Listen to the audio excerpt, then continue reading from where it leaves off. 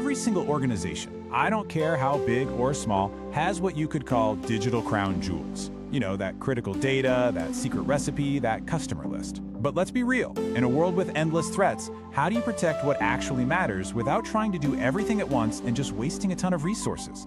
So, how do we get smart about this? Let's build a clear framework, starting right from the ground up. You know, it turns out that any super complex, jargon-filled security strategy, it really just boils down to answering three simple, fundamental questions. If you can answer these, you're already taking that first huge step from chaos to control. So the first question, and honestly, it's the most important one, is what are we actually trying to defend here? And this isn't just about servers and software. No way. It's about figuring out the information and the systems that are absolutely vital to your mission. Think about it. Customer data, financial records, your intellectual property. Those are your digital crown jewels. Okay, so once you know what you're protecting, you have to ask, how could it get hurt? This is kind of like a burglar casing a house, right? Are the threats coming from the outside, like a hacker trying to break in? Or could they be internal, like an employee who just makes an honest mistake? The point is, the danger can come from pretty much anywhere. And finally, we get to the action plan. Based on what your assets are and the specific threats they face, what are the right defenses to put in place?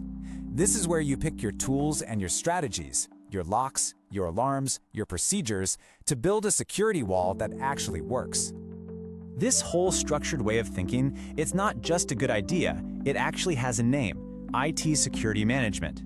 This is the formal process that takes those three simple questions and turns them into a really powerful, repeatable system for keeping an organization safe. But here is a super crucial point. IT security is not a one-and-done project. You can't just set it up and forget about it. I mean, think about it. Technology is always evolving, new threats are popping up all the time, so the process of protecting yourself has to be a continuous cycle. So let's look at the official definition for a second. See those three key goals? You've got confidentiality, which is just about keeping information secret. Then there's integrity, which is making sure that information is accurate and hasn't been tampered with. And finally, availability, making sure you can actually get to it when you need it. That's the core mission right there.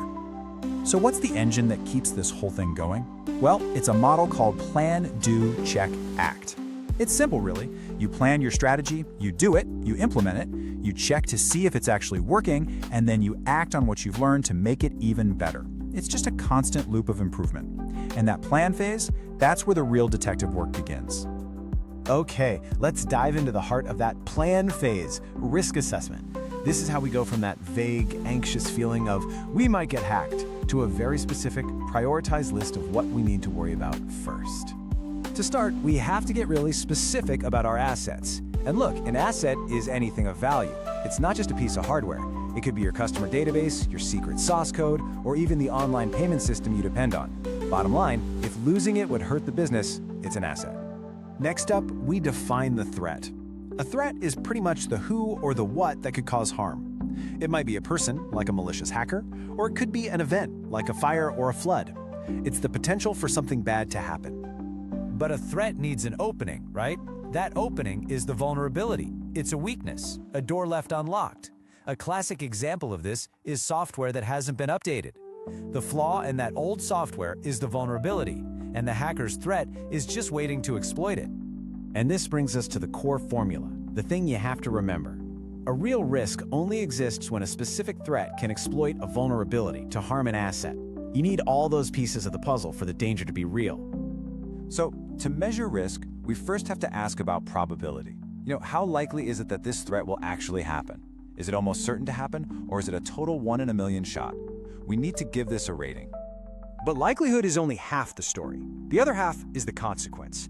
If this thing actually happens, what's the damage? Are we talking a minor inconvenience, or is it a catastrophic, we're out of business kind of event? This is all about the impact.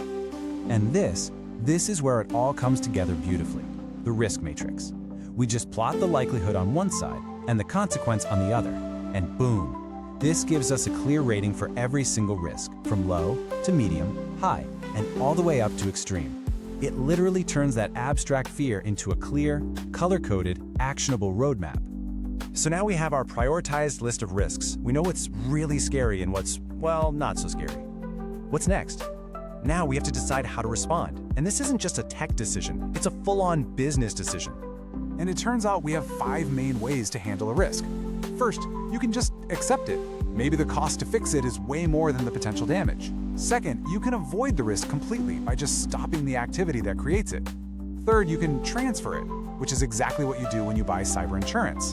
And finally, the 2 most common ones, you can work to reduce the consequence, which means making an attack less damaging if it happens, or you can reduce the likelihood by adding controls that make it harder for an attack to even succeed in the first place. And here's the crucial takeaway from all this. Perfect security is a myth. It just doesn't exist. You can never, ever eliminate 100% of risk. The real goal is to manage it, to make intelligent, cost-effective decisions about which risks to tackle and how.